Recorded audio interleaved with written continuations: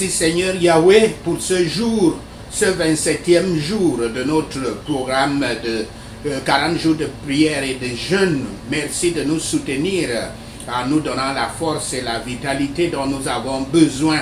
Merci Saint-Esprit de ta fidélité, d'être avec nous tous les jours depuis le premier jour jusqu'à ce 27e jour.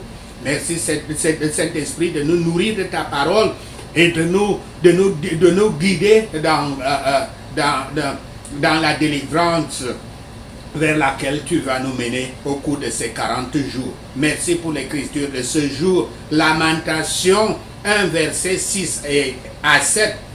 Lamentation 1, verset 6 et 7. Je lis. La fille de Sion a perdu toute sa gloire. Ses chefs sont comme des cerfs qui ne trouvent point de pâture et qui fuient sans force devant celui qui les chasse.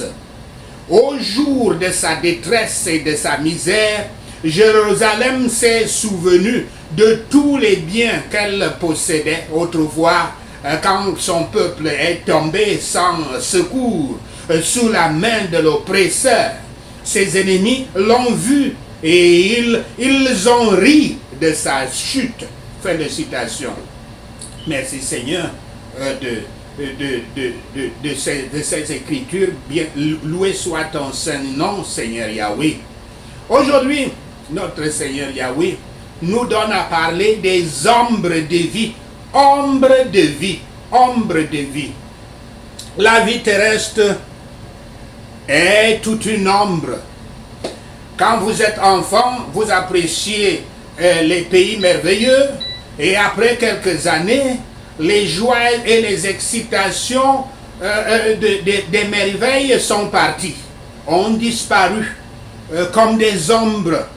Lorsque vous êtes jeune, vous découvrirez les plaisirs des sens et en profiter au maximum.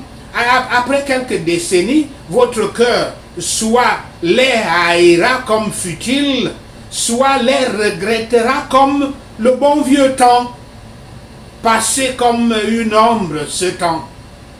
Lorsque vous êtes vieux, près de la tombe, vous vous rendez compte que les choses sont allées trop vite et que vous êtes faible de corps alors que votre cœur a encore toute sa force, juste pour comprendre que toute votre vie n'était finalement qu'une ombre. Tous les plaisirs que vous avez courus après, l'argent dont vous avez tellement été assoiffé et pour l'obtention duquel vous avez parfois sacrifié d'autres personnes, toutes les voitures qui vous fascinaient, les biens immobiliers que vous avez adoré de posséder par tous les moyens, tout ce que vous vouliez passionnément posséder sont devenus des choses du passé, des ombres. Lorsque vous approchez de ce point, près de la tombe, c'est seulement alors que beaucoup d'entre nous comprenons l'apôtre Jacques qui avait écrit, je cite, « Toute grâce est excellente et tout don parfait descend d'en haut du Père des Lumières, chez lequel il n'y a ni changement, ni ombre de variation. » Fin de citation. C'est une citation de Jacques 1, verset 17. Première partie de cette présentation, Jérusalem, l'ombre. Jérusalem, l'ombre. C'est l'exemple concret de ce que c'est que l'ombre de la vie. Jérusalem. L'Écriture dit, ces princes sont devenus des hartes, probablement en référence au vol et à la capture du roi Sédécias dans 2 Rois 25, verset 5, en Jérémie 39, verset 5, qui avec ses fils et ses princes étaient tombés entre les mains des Chaldéens comme des cervidés atteints d'évanouissement. Jérémie avait en mémoire la triste fuite de Sédécias et ses hommes de guerre et leur capture à quelques milles de Jérusalem, comme cela est dit dans Jérémie 39, versets 4 à 5. Tous les habitants de Sion avaient perdu leur ancienne beauté, quelle que soit la splendeur de la ville, que ce soit de la multitude ou de la galanterie de ses habitants, tout était parti. Tout était parti. Ces nobles étaient devenus minces et défavorables, comme des bêtes presque affamées. Leurs ennemis les poursuivirent pour les détruire. Et ils n'avaient aucune force pour les opposer ou les résister. Le royaume avait été enlevé. La royauté avait été enlevée. Le sacerdoce avait cessé. Le temple, leur belle maison a été brûlée. Les palais de leurs rois et de leurs nobles étaient démolis. Et tout ce qui était dans l'église et l'état glorieux n'était plus. Les princes de Jérusalem étaient sans cœur et sans courage, craintifs et timorés comme des hartes, surtout lorsqu'ils sont dépourvus de nourriture. N'ayant aucun esprit ni courage pour s'opposer à l'ennemi, ni la force de fuir de lui, ils étaient tombés entre ses mains et ils avaient été pris en captivité. Dans sa misère, Jérusalem se souvient des avantages et des commodités qu'elle a perdues. Et c'est ça l'écriture du jour. Se souvenir. Le présent est contrasté avec le passé et encore. La couronne de tristesse du chagrin se rappelle les choses plus heureuses. Jérusalem se souvient du temps de son affliction et de son sans-abrisme. Sans-abrisme, un mot que je fabrique du mot sans-abri. Jérusalem se souvient du temps de son affliction et de son sans-abrisme, de toutes ces choses agréables depuis les temps anciens. Maintenant que son peuple est tombé par la main de l'adversaire et elle n'a plus d'aide, ses adversaires l'ont vu, ils se sont moqués de ses sabbats. Le mot sans-abri désigne les errances et décrit l'état des Juifs sortis de leur maison et de leur sur le point d'être traînés vers l'exil.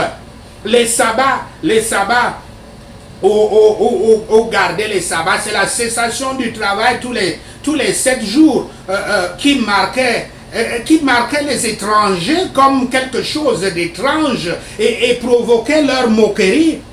Au jour de sa prospérité, Jérusalem n'appréciait pas comme elle devait les faveurs de Yahweh, les faveurs que Yahweh lui avait faites. Maintenant, éveillée de sa léthargie passée, elle ressent de quel privilège élevé elle est tombée. Les païens se moquaient du sabbat des Juifs en montrant leur oisiveté et ils les qualifiaient de sabbataires, comme pour se moquer. Maintenant, ils disent ironiquement, vous pouvez garder un sabbat continu. Gardez un sabbat continu maintenant que vous êtes en captivité. Ainsi donc Dieu a désigné la durée de la captivité à 70 ans. Peut-être exactement un chiffre, le nombre de sabbats qui fait la somme des sabbats pendant les 490 années où le pays avait été régné de ces sabbats. Ils ne croyaient pas en Dieu. Comme c'est écrit dans Lévitique 26, versets 33 à 35. Lorsqu'ils sont captifs et en exil dans un pays étranger, lorsqu'ils sont entourés de souffrances et de calamités de diverses sortes, qui sont un moyen parfois de se frotter et de se rafraîchir les souvenirs des personnes avec ces bonnes choses qu'ils ne connaissent plus guère dans les temps de prospérité.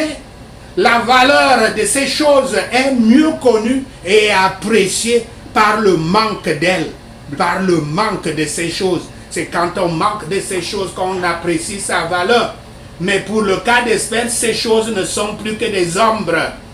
Le temple, les autels et les cours du Seigneur, l'arche du témoignage, le symbole de la présence divine et la révélation de la volonté de Dieu par les prophètes, leur paix, leur prospérité et leur jouissance de toutes les bonnes choses. Ils se rappellent de ces choses qui ne sont plus que des ombres maintenant. Les païens les décrivaient comme des gens paresseux qui observent un 7e jour simplement à cause de la paresse et perdent une 7e partie de leur temps.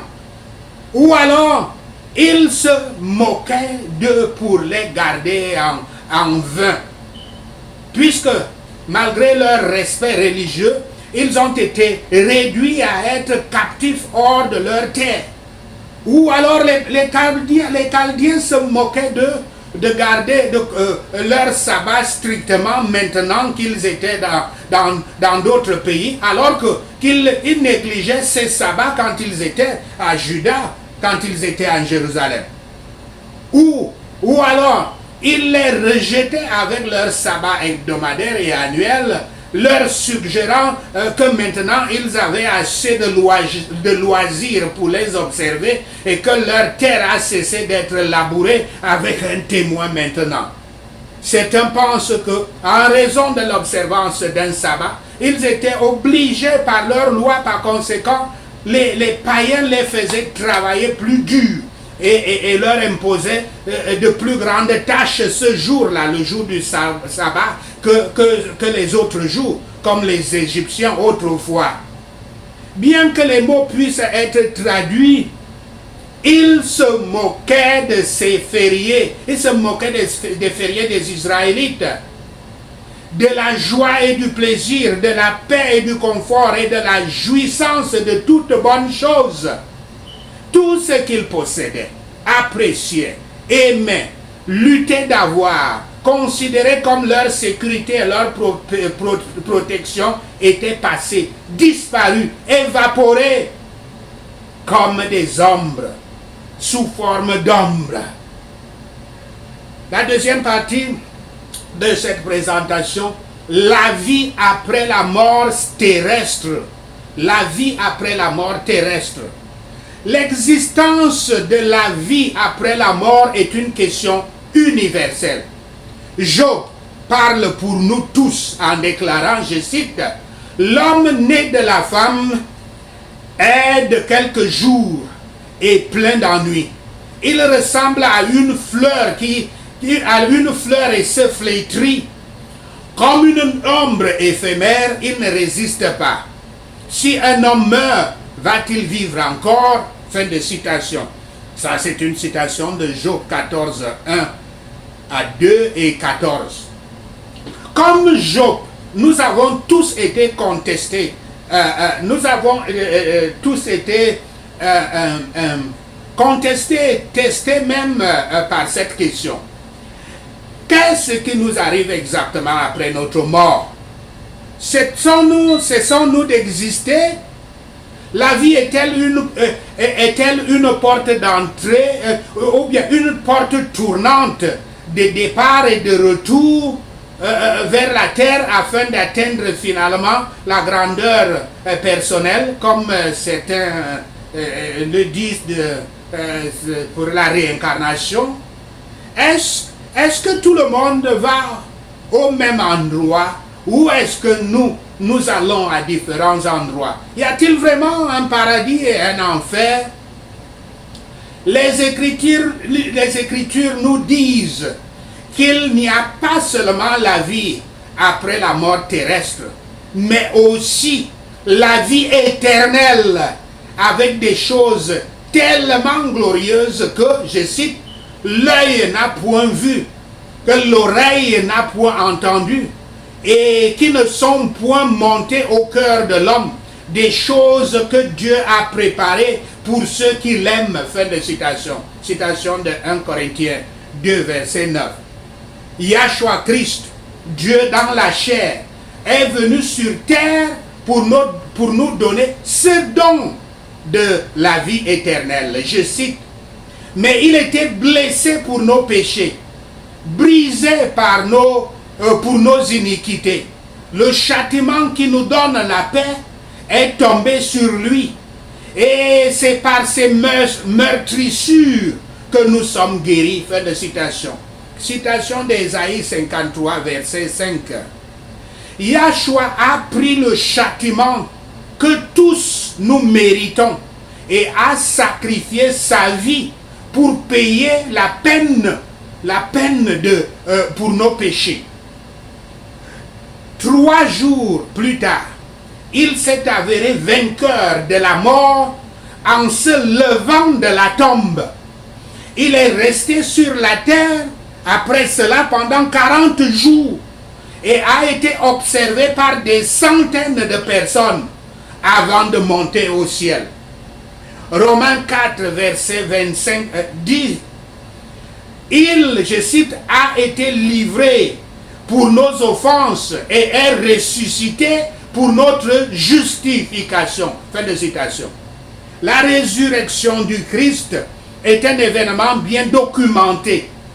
L'apôtre Paul avait défié les gens d'interroger les témoins oculaires pour sa validité.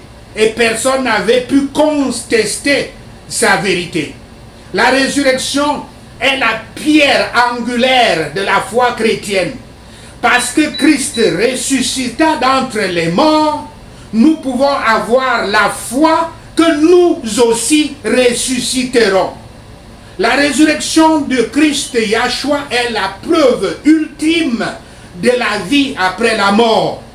Le Christ n'avait pas été que le premier de la grande... le Christ n'avait été que le premier de la grande récolte de ceux qui seront ressuscités. Il n'était que le premier. La mort physique vint à travers un homme, Adam, à qui nous sommes tous liés. Mais tous ceux qui ont été adoptés dans la famille de Dieu, Yahweh, par la foi dans Yahshua Christ, auront une nouvelle vie, comme cela est dit dans 1 Corinthiens 15, versets 20 à 22. Tout comme Yahweh avait levé le corps de Yahshua, nos corps seront ressuscités au retour de Yahshua, comme cela est dit dans 1 Corinthiens 6, verset 14. Bien que nous serons tous ressuscités, tous n'iront pas au paradis. Un choix doit être fait par chaque personne dans cette vie, et ce choix déterminera sa destination éternelle.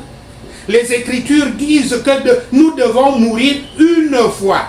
Après cela viendra le jugement.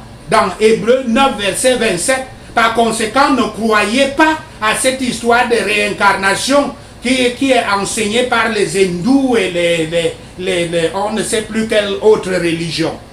Ceux qui ont été prononcés justes par la foi en Christ entreront dans la vie éternelle au ciel.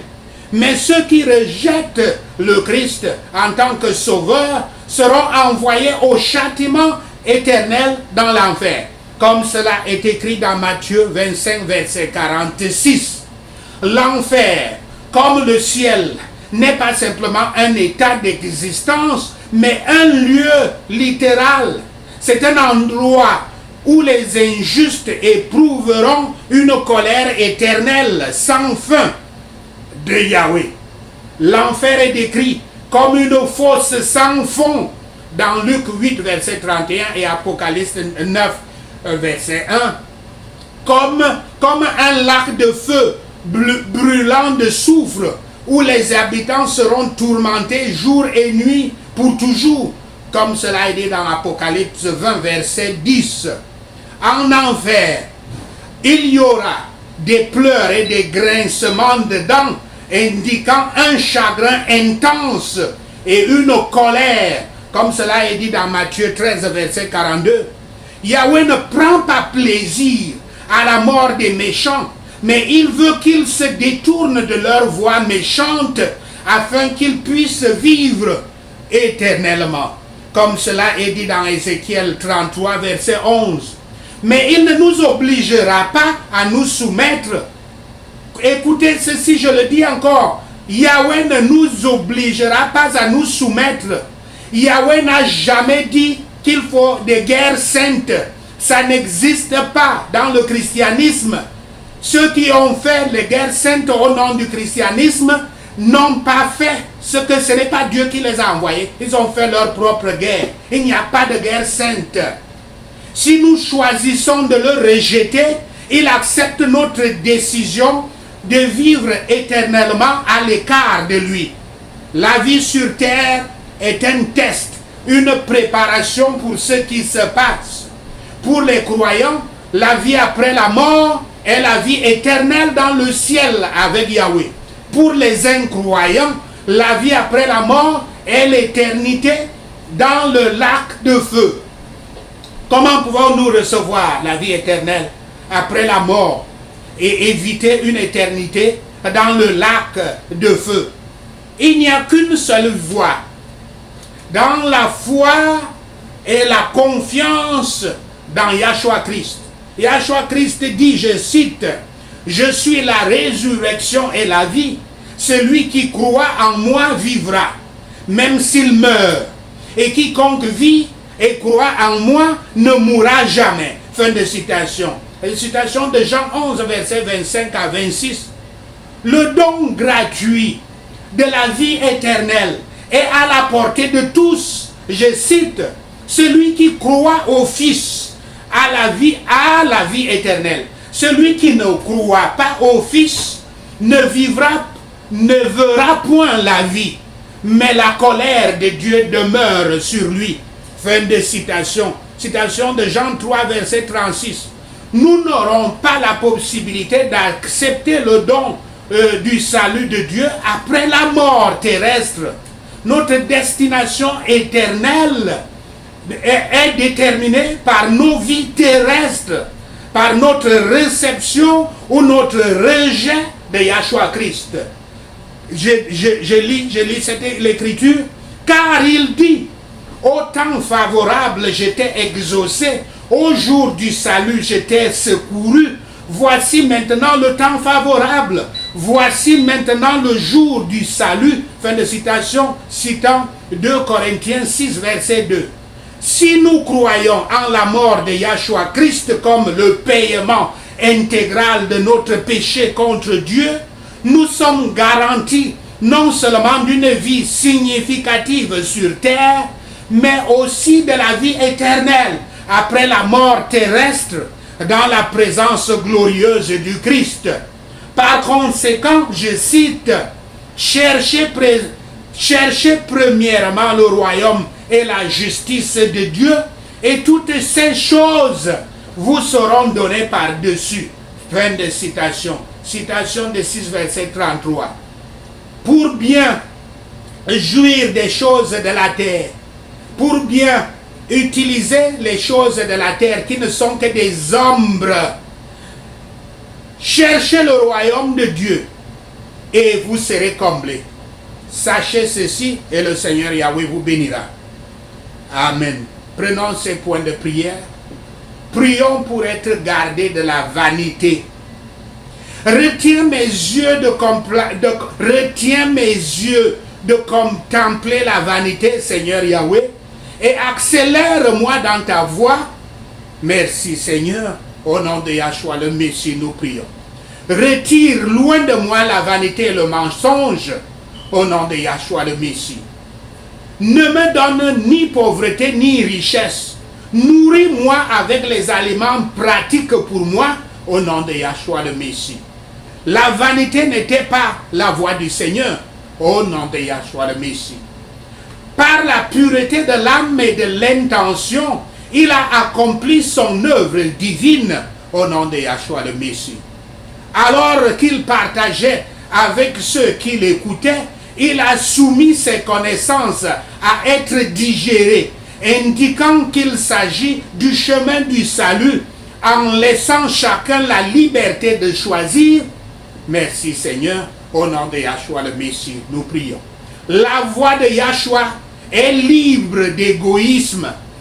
J'admire ta perfection, mon Seigneur. Merci Seigneur, au nom de Yahshua le Messie, nous prions. Seigneur Yahshua, enseigne-moi à contrôler mon orgueil. Merci Seigneur, au nom de Yahshua le Messie, nous prions. Ne permets pas que cet orgueil atteigne jamais l'étendue de la vanité. Au nom de Yahshua le Messie, je prie. Comme un enfant humble, je cherche à te prendre comme mon modèle. Merci Seigneur, au nom de Yahshua le Messie, nous prions. Merci Seigneur Yahweh d'avoir entendu nos prières. Merci Seigneur pour tes réponses à nos prières.